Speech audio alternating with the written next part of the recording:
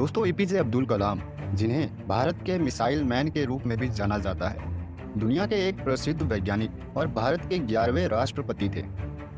इनका जन्म 15 अक्टूबर 1931 को रामेश्वरम, तमिलनाडु, भारत में हुआ और उनके पिता एक नाव के मालिक थे, बल्कि उनकी मां घर का कामकाज किया करती थी। दोस्तों कलाम जी का पालन पोषण बड़ा ही कठोर रहा है, लेकिन वे एक ब्राइट और मेहनती छात्र थे। उन्हें छोटी उम्र से ही साइंस और टेक्नोलॉजी में गहरी रुचि रही थी। उन्होंने अपने पढ़ाई करने के तरीकों को एक्सीलेंट बना लिया, जिसकी वजह से वे आसानी से चीज़ों को जल्दी समझ जाया करते थे। उन्होंने अपनी पहली शिक्षा रामनाथपुरम में ही पूरी कर ली, जिसके बाद उन्होंने तिरुचिरापल्ली के सेंट जोसेफ स्कूल से फिजिक्स में ग्रेजुएशन की डिग्री को हासिल किया। दोस्तों एरोनॉटिक्स में कलाम की रुचि ने उन्हें 1955 में इंजीनियरिंग में डिग्री हासिल करने के लिए मद्रास इंस्टीट्यूट ऑफ टेक्नोलॉजी में शामिल होने के लिए प्रेरित किया, जिसके बाद 1957 में उन्होंने ग्रेजुएशन किया और एक वैज्ञानिक के रूप में रक्षा अनुसंधान और विकास संगठन DRDO में शामिल हुए। दोस्तों DRDO में कलाम जी का करियर एक जूनियर इंजीनियर के रूप में शुरू हुआ, लेकिन वह तेजी से रैंकों के माध्यम से आगे बढ़ते गए और भारत में सबसे सम्मानित वैज्ञानिकों में से एक बन गए। उन्होंने भारत के नागरिक अंतरिक्ष कार्यक्रम और सैन्य मिसाइल विकास में महत्वपूर्ण भूमिका निभाई। वह 1970 में भारत के पहले सैटेलाइट लॉन्च व्हीकल SLV-3 के प्रोजेक्टर के डायरेक्टर बने। साल 1983 में उन्हें DRDO के निदेशक के रूप में नियुक्त किया गया, जहां उन्होंने अग्नि और पृथ्वी के मिसाइलों के विकास के साथ कई रक्षा परियोजनाओं की देखरेख भी की। हालांकि भारतीय रक्षा और अंतरिक्ष कार्यक्रमों में कलाम जी का योगदान बहुत अधिक था। वह एक सच्चे दूरदर्शी थे जो समाज की भलाई के लिए टेक्नोलॉजी का उपयोग करने में विश्वास करते थे।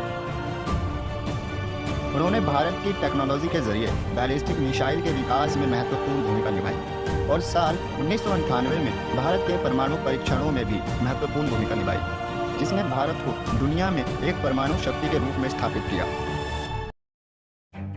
हालांकि 1992 में कलाम जी भारत के प्रधानमंत्री के रूप में मुख्य वैज्ञानिक सलाहकार और DRDO के सचिव भी बने।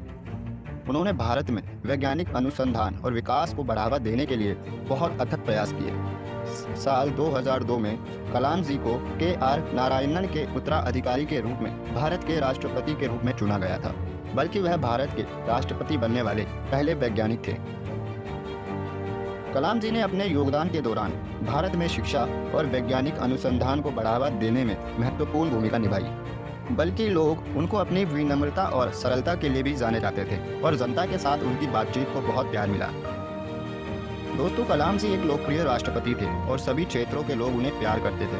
वह अपने प्रेरणादायक भाषणों और युवाओं से जुड़ने की क्षमता के लिए जाने जाते थे। उन्होंने पूरे भारत में व्यापक रूप से यात्रा की, लेक्चर दिए और छात्रों के साथ बातचीत की। इसके साथ ही अपने सपनों को आगे बढ़ाने और देश के विकास में योगदान करने के लिए प्रोत्साहित किया। और साल 2007 में राष्ट्रपति के रूप में अपना कार्यकाल पूरा करने के बाद कलाम जी अपने एकेडमी में लौट आए, जिसके बाद भी वे युवाओं के मन को प्रेरित करते रहे। वह Indian institute of management Ahmedabad और भारतीय technology institute of management Delhi सहित कई प्रतिष्ठित संस्थानों में विजिटिंग प्रोफेसर भी रहे। उन्होंने विज्ञान और टेक्नोलॉजी पर कई पुस्तकें भी लिखी, जो आज भी दुनिया भर के लोगों को प्रेरित करती है। कलाम जी को जीवन भर कई पुरस्कार और सम्मान मिले हैं।